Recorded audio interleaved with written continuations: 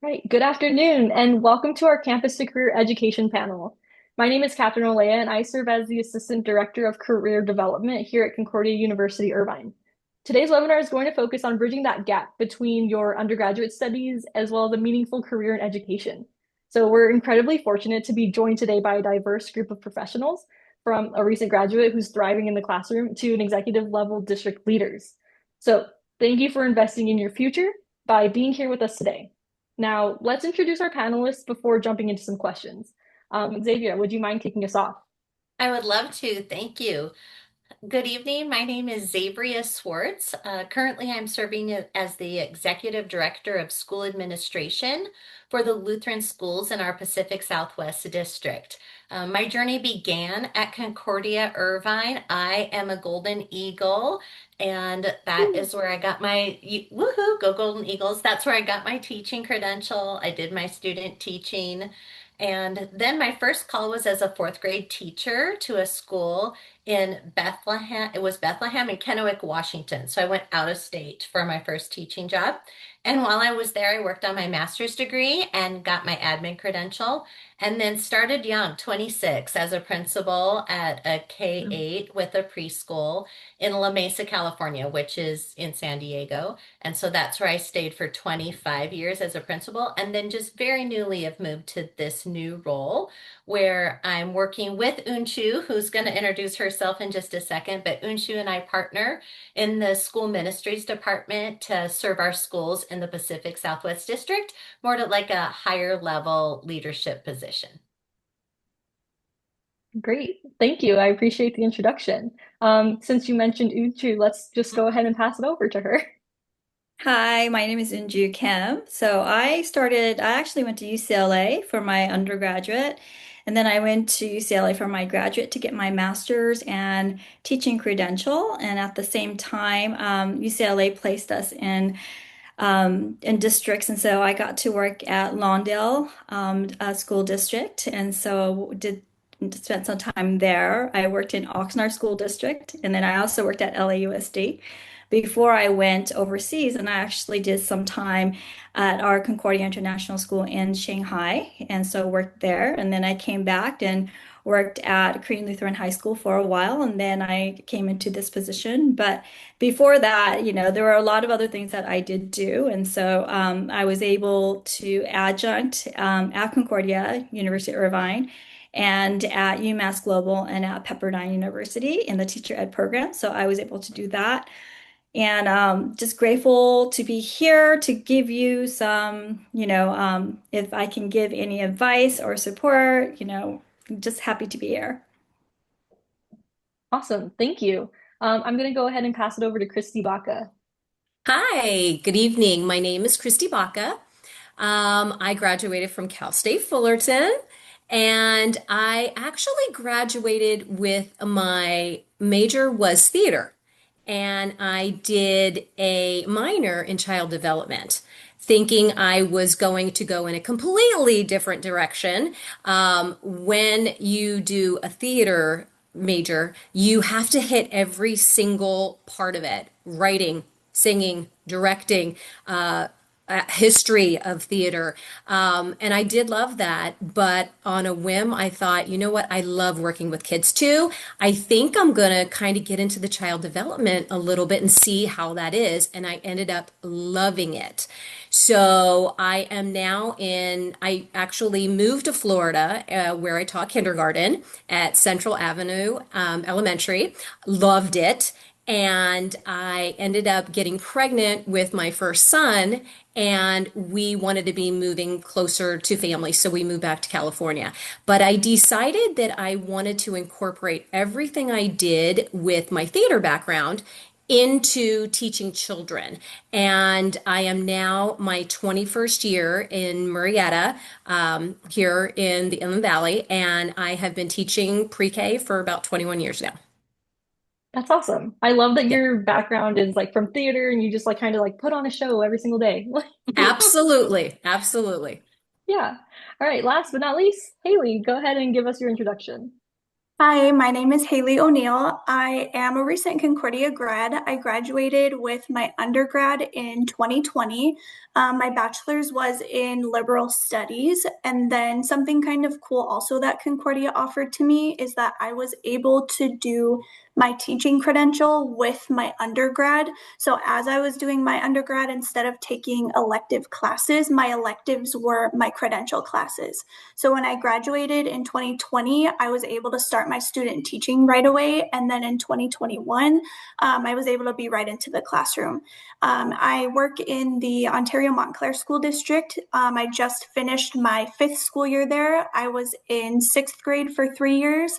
And then my last 2 years, I was in seventh grade. And then next year, I will be a mixed seventh, eighth, specifically language arts, history, and AVID. I also got my master's from Concordia. I finished that in 2024. So big Concordia fan, have nothing but great things to say about it. It's given me a lot of opportunities, the professors, the people that I've met. So I'm just really grateful to have been experiencing so many different things, because of this school. Yeah. Well, thank you. It seems like we have a lot of big fans of Concordia, so that's really exciting.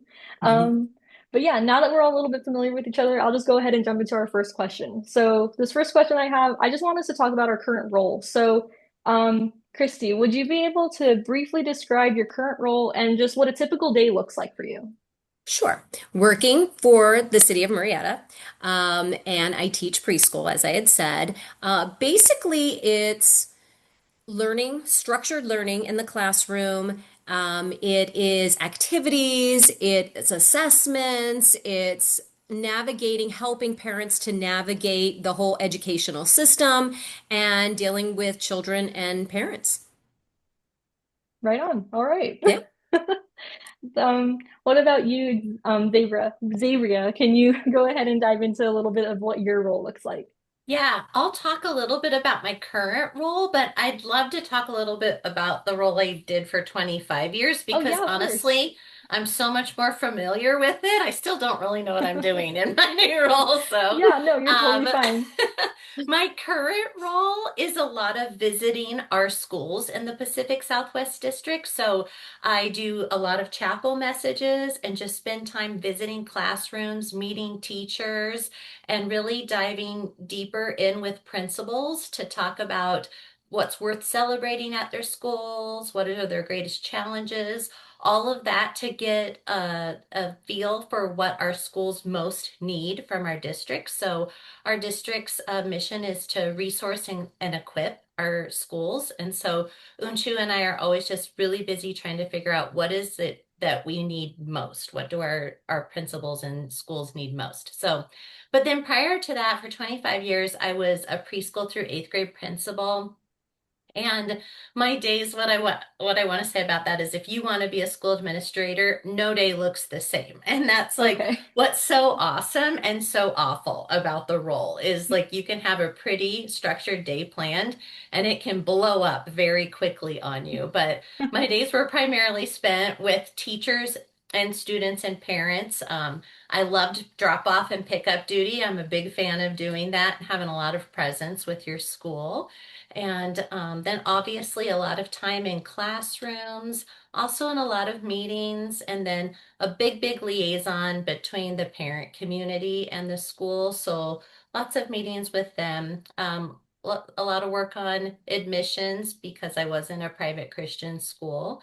But something that's really important to me as a school principal is to always keep a pulse on school culture. So, like, how do people feel about your school? What do kids think that are going there? Like, what are you repeatedly doing to make sure it's a place where kids want to show up Mhm. and want to put forth their best effort? And in the Christian school setting, that means like being very, very distinctly Christian and super focused on Jesus. Mhm. Nice. So I did have a follow-up question for you. So you said that Yeah, you became a principal pretty quickly into your career. Did you I did. always know that that's what you wanted to do, or did you kind of fall into that? I think I always knew. Hmm. I always ended up in leadership positions, always. Like I was student body president of my high school. I was super active in student government at Concordia, Irvine. And I always kind of like fell into leadership stuff always Hmm. along the way. So I was already pursuing a master's degree, and it was only like another year for me to get my admin credential. And so I was like, Hmm. well, I might as well do it, right? I'm this far into it. And yeah, and then the Lord was like, tap, tap, tap. Why don't you go be a principal right away? So I'm never sorry I did it. It's great life. I love being a principal. Oh, okay. Well, that's really great. It's cool to see that the pattern of like falling into leadership just kind of like followed you. So that's really Hmm. cool. What about you, Haley? Can you tell us a little bit about your role and then what your typical day looks like? Yeah, so I'm in the classroom every day. Right now, I'm in a middle school setting. My first 3 years in sixth grade were elementary, so I did make the switch. And for me personally, I like the schedule of the day a lot better. If you would have asked me when I was in the credential program in my undergrad, I would have told you middle school is the last group of people I would have wanted to work with. I really wanted to be with the babies, TK, kinder first, maybe second. And then I think God just works in mysterious ways, and that was my path. And it led me to sixth grade, which then led me to moving up to middle school. And so we run a 6 period day. So I teach 5 classes with one prep period.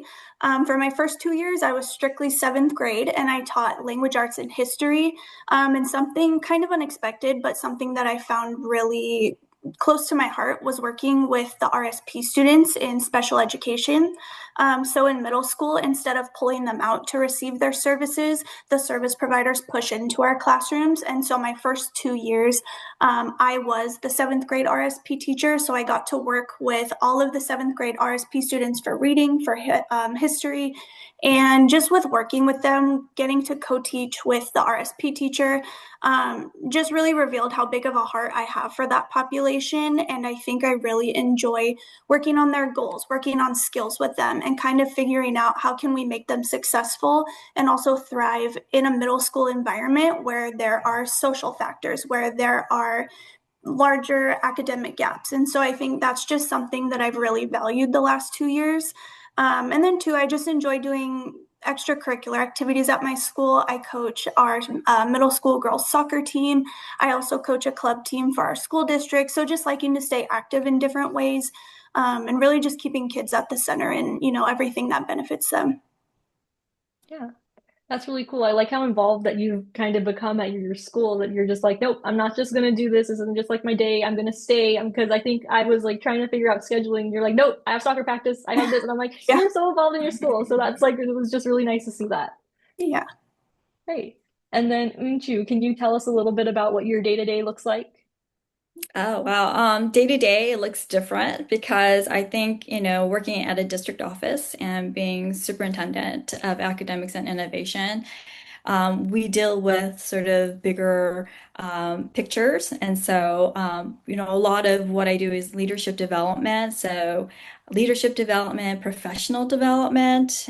So, I actually get to do a lot of fun things because I get to think about programs and think about, how do we innovate and make what we're doing right now even better or even easier and sometimes easier because we're using different tools to do that, right? So just continually like supporting our schools because one of the initiatives for our district is to build our schools to be the schools of choice. And so Mhm. that we want, parents and teachers to want to send their kids or to work there as teachers. And so how do we create these innovative programs or how do we build capacity in our leaders or how do we continue to support so not just one school but we have about 145 schools across our district, which is Southern California, Southern Nevada, and all of Arizona. And so it's how do we, support all the schools in our district so that they can be the best that they can be. So it's Mhm. different. Every day is different. Like today, I was talking about accreditation with the group, like tomorrow, I'm going to Mongolia, like there's just a lot of different things. Yeah. It seems like you have to be really quick on your feet to be superintendent. So that's great. All right. So I have another question. It's a little bit related to like college prep. So how did your major prepare you for your first job out of college? Um, Xavier, did you want to go ahead and take that one? Sure, I'm happy to do that. Well, I was a teacher right out of college, so I was very well prepared at Concordia Irvine. And then obviously I spent a lot of years as a principal, and my best teachers came out of the Concordia Irvine teacher program. And so I'm a big fan of Concordia's education program. And so I was incredibly well prepared for what I was going to do. I had great student teaching experiences.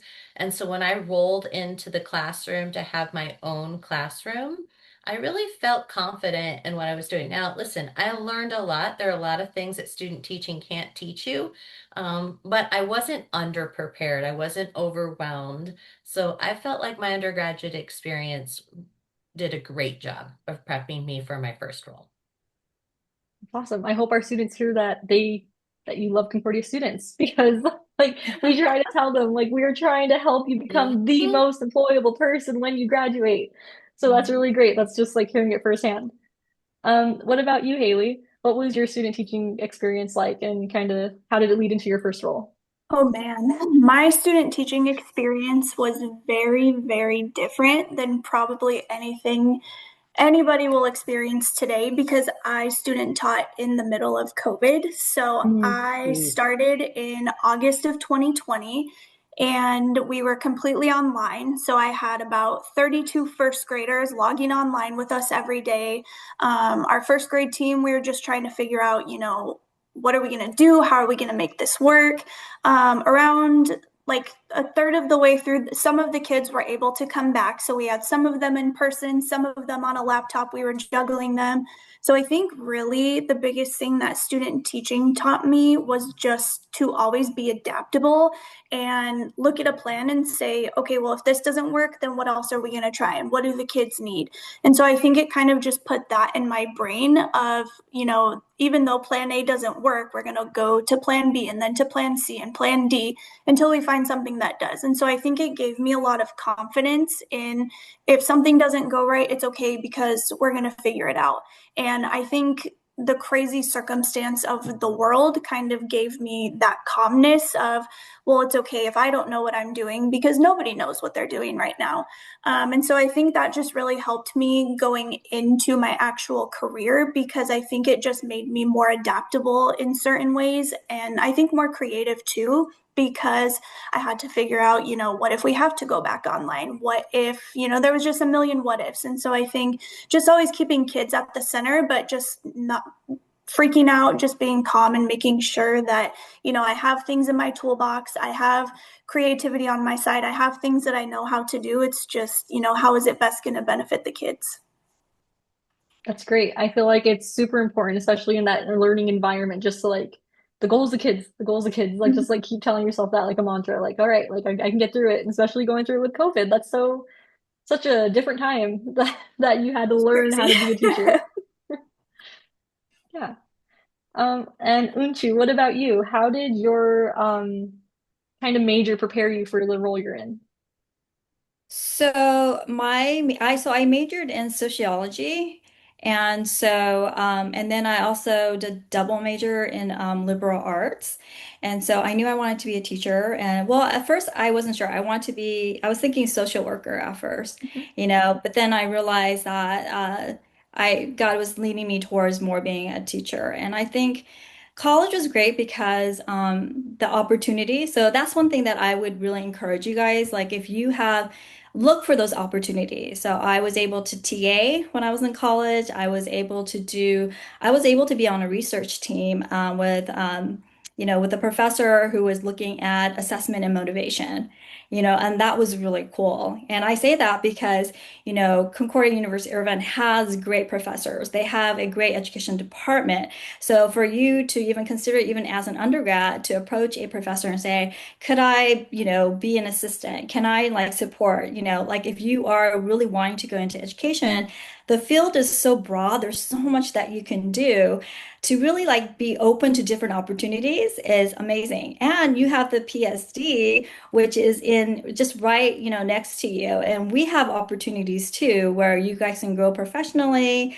We offer different things. And so for my college, I really look for opportunities of how can I continue to grow? How can I continue to like be better in my field? And so college in that sense prepared me. And then, of course, because I was liberal arts, UCLA had a great program where I just, I was able to apply.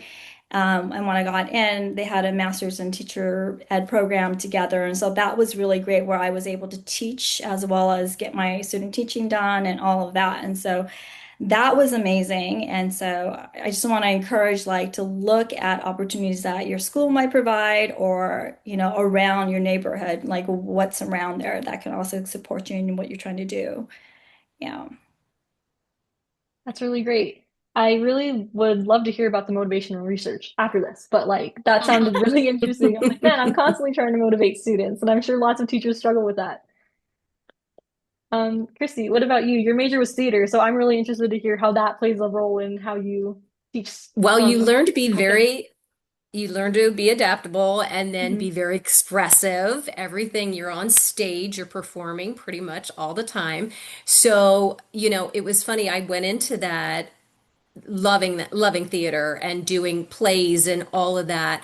And then I got an opportunity to, do some student teaching. And then it was when I got into the classroom, I just felt like I was on stage. It was so exciting, exhilarating, and seeing that you can capture one child and then they're looking at you, and by just maybe it's your voice inflection, maybe it's your hand movements, maybe it's the excitement that you have that you share with the kids, it just drew them in. And I was like, oh, I could get used to this. This is great. Mhm. And it's also a stage that they can't leave, they got to stay. So I thought, wow, I kind of want to explore this. So I went on to do things that were more. I would have more experience with children. So even though, that was my major, I went and I worked in a childcare facility to see, okay, can I do this long term? And then I said, okay, let me work with some people that have certain skills. Like, for instance, I had a sensory class where I would shadow her and I would see all these kids that maybe had some problems, sensory issues, things going on, and the way she handled it. And I thought, wow, I can bring that to a classroom. I can, help more children. And then I got into learning styles and wow, hey, we have an auditory child. Oh, they're visual there because everybody is not in one box. Everybody is so different. And I thought, you know what?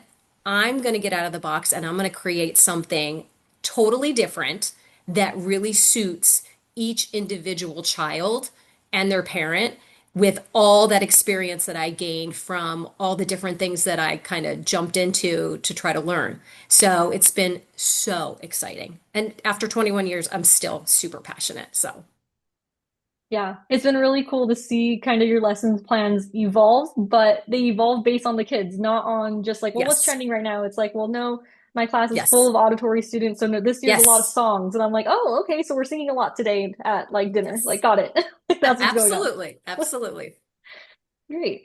So a few of you touched on this a little bit, but my next question was just about like any internships or extracurriculars that might have helped you the most, like prepare for just like student teaching. I know, Christy, you were involved in just different areas of like just child development, everything like Yes. that. Unshu, you had talked about getting involved, asking professors for just like helping with research, just getting involved on campus a little bit more, and just like taking that opportunity to dive into the just like the broad areas of education.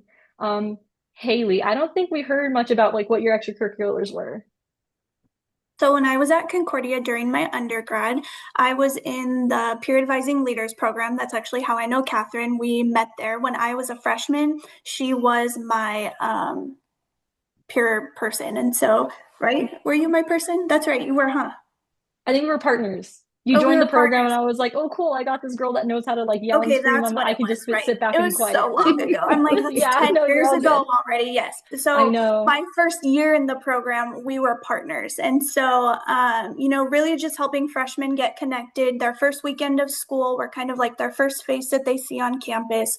So a lot of the traits that involve teaching, just kind of in a different way. And so, we did a lot of activities with them. And then throughout their first year, we were just kind of checking in with them, making sure that they were doing well, they were well connected, they weren't having, any struggles. So I did that for 3 of the 4 years that I was at Concordia. I was a leader. And then the year after that, I came back as a coordinator. So I was one of the students that helped kind of plan freshman orientation and was kind of the lead for all the advisors. And then my senior year, I got to be the office intern. So really just kind of all different facets. I feel like all of it's connected to education, whether it's working with students, kind of more of the administrative side. So that was definitely something that helped me kind of just step out of my shell. Growing up, I really only played sports, elementary, middle, high school. And so I think once I got to college, that was my first experience with leadership and working with people in that capacity. And so I think it was just kind of like a confirmation for me that I was on the right path and I was doing the right things, and it was in my heart to help people in a school setting. And something else that I really, really would recommend too is, there's always opportunities in the teaching program to travel and see the world. At my time in Concordia, both undergrad and postgrad, I was able to go on 2 trips. My first trip was with my undergrad program with Dr. Schulteis. He took a group of teachers to go to the international schools in Asia. So we did China, Hong Kong, and Vietnam. We got to go to the Concordia international schools out there. We got to work with students and teachers in the classrooms. We also got to do a lot of tourism. So it was just really I can't really describe how great of an experience it was. Just such a great way to interact with students from all over the world. I tell myself all the time, if COVID hadn't happened, I probably would be in Vietnam teaching or somewhere internationally, just because it was such an experience that opened my eyes, and I am so grateful for it. And in my grad program too, I was able to kind of do the same thing. We went to Belize for about a week and we got to work in a school there with the teachers, working on lessons. We got to eat lunch and hang out with the students every day. And so I think just having those opportunities are such like a special extracurricular activity that I was super excited to be a part of. And I think it just helps shape the way that I am as an educator. And then I think just helps me gain a more broad worldview, and then a view of, where my students are coming from, because we do have students who are from other countries or speak different languages. And so just being able to connect to them and say, oh, you're from Shanghai, I've been there. And, we have that connection already. So I think those two things I'm just super grateful for, because I think Concordia does provide a lot of great experiences, both that are more traditionally routed towards teaching, and then some where you can kind of pull like sneaky underrated skills from. That's really awesome. I'll have to tell Dr. Schulteis you got a shout out today. Oh yes, love him. Big shout out to him. Big shout out. And then Xavier, what about you? Yeah, I would agree with Haley that I think it's so important in your undergraduate years to say yes to stuff. So, I think some unexpected places that I was able to develop a lot of great skills was in student leadership. So I was really involved in student senate and just the student leadership component of Concordia. In fact, Dr. Schulteis and I were on the like executive team for student leadership together. So, and in that, I just learned to like manage my time well, be a confident public speaker, learn how to lead a team, how to manage a meeting, all of those things that I think are really important. And they're not the same as learning to be a teacher. Like instruction is different than all of this, what I call the soft skills.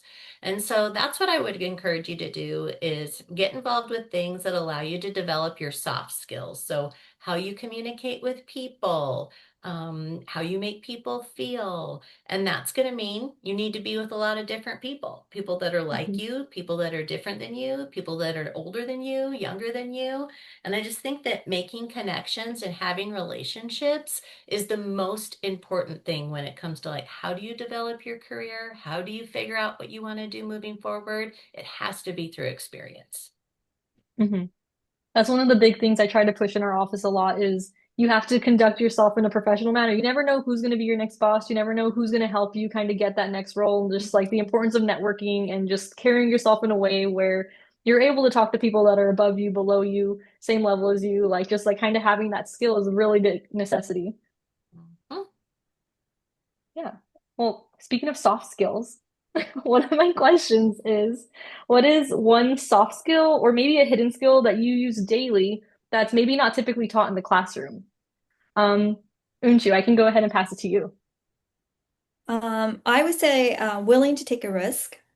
Hmm. I think, a lot of times we like to be in our safe zone and we don't want to do things, or we're like, okay, I don't, but I think God knows your gifts and talents, and sometimes, He will push you or nudge you, and then for you to respond to that and be willing to take that risk. So, if you are asked to do something that you feel you're uncomfortable with, try it, because I look at my life and I look back at what I've done, and I can pinpoint things that I was like, I didn't think I would ever do that. For example, I was a varsity tennis coach, like Oh, I interesting. Interesting, right? But they needed a coach and they asked, and I was like, okay, well, my daughter's on the team, so I'm gonna do it, right? And it sort of led me to other opportunities, and so I loved it. It was so much fun, and I had a great time, doing, high school kids, teaching them, and it was great. But I mean, I started off as a first grade teacher, right? And so like actually growing and like doing things that is unexpected that you don't really think that you might want to do, but taking that risk. So Hmm. if you are not a risk taker, like you might want to try once or twice to take a risk and see where God leads you, through that experience. Yeah, that kind of goes back to what Xavier was saying about the just say yes. Like, like you never know what can come of these new opportunities that are put in front of you. Mhm. Christy, what about you? Are there any soft skills or maybe you have like hidden skills that um, kind of go into your day to day? I would say the ability to read body language, emotion, and I would say energy because, there's days that I'll come into the classroom and everybody's like, wah, wah, and they're just not upbeat and ready. Because when I come in my classroom, there's days if I'm teaching, say, silent E or whatever, I'm coming in with a cape and a mask, ready to steal that E to get, to make it say it sound, and I'm ready. Like I'm on stage, ready to go. So, and I feel like once you put yourself out there to the kids and you're really showing them, hey, this could be really fun, let's do it together. I feel like just doing that, reading how they're coming in, but then being able to change it around and just say, we've got this, and then today we're going to learn this, and them going home and just saying, guess what? Stole me, and guess what? And just seeing them light up and knowing that you captured them in that moment and taught them something, it's a gift. It is purely a gift, and I'm blessed and so thankful to do every single day. So, yeah, I would say that definitely Hmm. for a soft skill.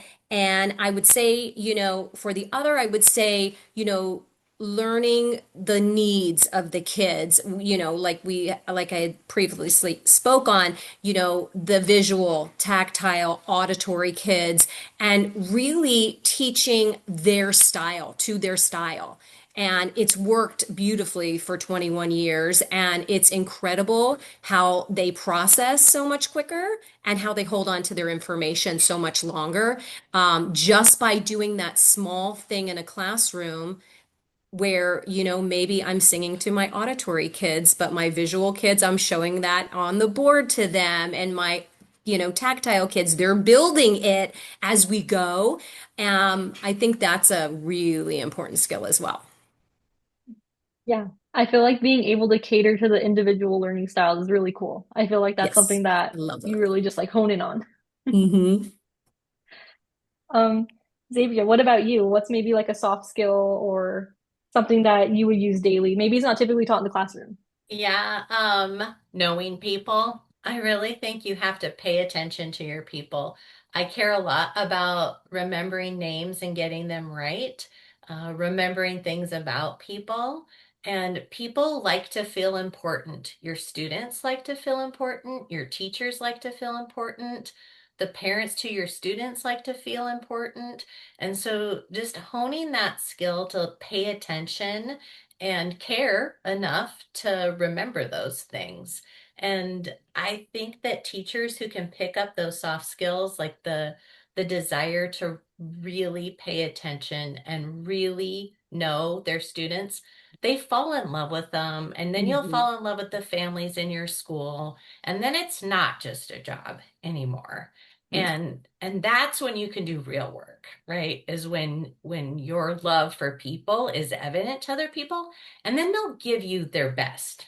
And then when you have to have hard conversations, you can have them like with a little Hmm. bit of confidence and clarity instead of being so scared about it. And so, yeah, one of the things I tell people all the time is like, go all in. Like, just don't tiptoe into the career you're going to do. Like, go all in, give it all you've Hmm. got. And then, like, just don't leave anything behind. Hmm. I like how you said like the building of the relationships helps when confrontations need to happen. It's a Mhm. little bit easier to confront someone with love versus, Yeah. hey, I know we haven't talked in months, but I need to tell you about It's something. It's easy. It is easy to talk about what we love about education. Like, it is easy to do that. It is a lot harder to talk about the things that are really difficult about Hmm. education. And difficult conversations top my list for sure. Hmm. And if you haven't established relationships with people that you're going to have hard conversations with, that just multiplied the difficult factor by 1,000. Yes, I totally understand that. Right. Haley, do you have any soft skills, hidden skills that maybe you didn't learn in the classroom? Yeah, I think kind of similar to everybody else's. My biggest would just be building relationships with the kids. I think it's just really hard to capture, like in a class in undergrad or in your credential program, of, hey, here's how you enter a room with 32 kids and make them like you. Like it's just not really something you can teach. And so I think you kind of just have to learn by experience of knowing what works, getting to know your students, what they like.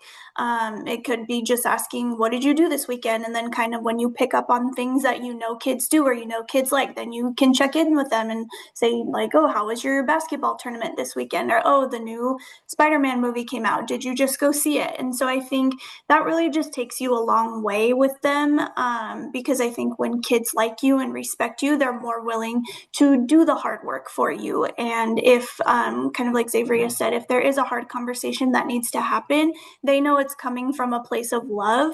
I think, especially in middle school, have to have a lot of those hard conversations. And I think it's just really important to know more about the students' kind of like temperament, kind of where they're coming from. And so you can kind of look at that too and know, maybe the student will not respond well to this because I know what their home life is like. Or maybe I know they have a coach that talks to them this way. And so I'm going to approach it a different way. So I think really just knowing them, kind of like Xavier said, and then just having that relationship with them and knowing it's okay to have fun with them sometimes. It doesn't have to be hard work every second of every day. You can take a break and watch a fun 5 minute YouTube video, or you can stop and have a conversation, maybe that's a little bit off task for 5 minutes during a class. And I think they like that and they really respect that. So just building those relationships. Nice. Yeah. So teaching middle school, this has been a question that's been on my mind. What's been the what's been the craziest trend that you've had to hop on to make it like cringy so they would stop? Mm. Because I know the six, See, seven one was really big this year. yeah, that's a big Yeah. one. See, my thing is like, in the beginning of the year, I can't really hop on them because they don't know me. So if I come at them and I'm like, oh, 6, 7, they're like, who is this? Like, no, I need them Mhm. to know me. We kind of have to build the relationships first. One that really confused me that started at the beginning of last year was I'm gonna crash out. Like they kept saying that to me, and I was like, I don't know what that means because I'm young. And so I'm also on TikTok and Instagram. And so typically when they start saying things, I know, but that one like came out of nowhere and I was like, what does that mean? And I was like, I kind of like that one. And now that's like a part of my vocabulary. But yeah, some of them it's interesting. Half the time I know, and then half the time they'll ask me and I'm like, I have no idea. And now you've made me feel old. Thank you. We had one of our student workers just graduated this year. Oh, we miss her. But she would sit us, like our department down, like maybe like once a month and just like have a heart to heart with us and like let us know this is what's going on trend wise so that you guys are aware and you don't look silly in front of everybody. We're like, thank you. Like I needed this one student that was going to teach me what all these sayings meant because it's Yeah. going over my head and I have no idea. And I'm like having conversations like, bet. Yeah, that's how we talk now, I guess. And it's just I'm like, we try and teach professionalism, but I can't understand them. Yeah. So, yeah, awesome. So, I have one more question for us to talk through today. It's what is one piece of advice that you would have given your college-aged self had you known this was the direction you were going to go? Mhm. So, I'll let us think about it for a little bit. Um, but yeah, this one, I just really like to ask this question just because it's like, some of us don't really know what we want to do when we graduate, and sometimes God just kind of puts us in a place where it's like, okay, this is good for a season, this is good for a reason, this is what I want to make my whole life to be, right? So, Haley, I'll just go ahead and pass it back to you. What's one piece of advice you would have given yourself? I think just sitting with the fact that God does have a plan. And I think not everything will be instant gratification. And I think really early in my career, like going into student teaching and then entering education when I did, it was just a super traumatic time. It was during COVID, it was coming out of COVID. It was awful for us, it was awful for the students. And so I think I just spent a lot of time thinking my first like year or two, like, why am I in this situation and why did things happen the way they did? Why did I choose to do my credential with my undergrad? Because now I put myself in this situation. And then I think now that I'm, like 5 or 6 years in, I'm able to kind of look back and see, like, okay, I understand why that was the plan. I needed to be specific places at specific times so things would work out the way they did. And so I think also just trusting in the plan and knowing that things might change because I think a lot of people in their undergrad, in their credential programs, some people mostly have a fixed, like, I'm going to teach third grade, which is great. Like, if you have that idea, but that might not always be the case. I thought I was going to be TK, kinder, first, second. And then I did my second student teaching placement in sixth grade. So when I interviewed at schools, everybody was excited about that because not many people want to teach sixth grade and middle school. And so I think, again, just trusting the plan. It's not in my hands, it's in God's hands. And wherever He takes me, I'm going to trust Him. And I think just every year I do something different. I've never been in the same role or the same school or the same classroom for more than 2 years. And so I've just appreciated the constant change, the constant motion, because it helps me prove to myself that I can live up to the challenge. I can take on new roles. I can take on new ideas. I have the skills. I have the confidence. So just really being adaptable and knowing things are going to change and that's okay because I can deal with it and I'm going to succeed at it. I love that. I love that you mentioned like instant gratification, like right at the beginning. I'm like, yeah, like that's so important. Like, oftentimes your first job after graduating isn't what you want to do permanently. Like, it could change, it could adapt, it could grow, just different things like that. But like having that patience and that steadiness to understand that like what's meant to be is going to be. I really like that. And it's a hard lesson to learn sometimes. I think it took me almost 6 years to realize, like, okay, this is where I'm supposed to be. These are why the things happen. And, it took a long time, but okay, I'm at peace with it now. Hmm. As long as you're at peace with it now. Yes, yes. That's great. Christy, what about you? I would say don't be afraid to take the non-traditional path. You know, being that I did get my credentials, I taught out of state. I was just always so curious and so excited about what I can do and what I can bring to kiddos and what they can bring to me, and learning that, now I would say don't be so stringent. Don't think it has to be one way. You'll go through many different paths and you'll find your way. And like Haley said, it's all in God's hands. We say we're going to do this and he's kind of laughing at us because he's like, "No, I got the plan. I got the plan. I've got this." But a lot of times we get so into our heads that we don't think, there's another path that maybe I can take. And I would say hang on to your creativity and your passion, because that will be more important than any paycheck, that anything you'll do in life, because you will always be your best if you are passionate about everything you do. You'll always give something to someone.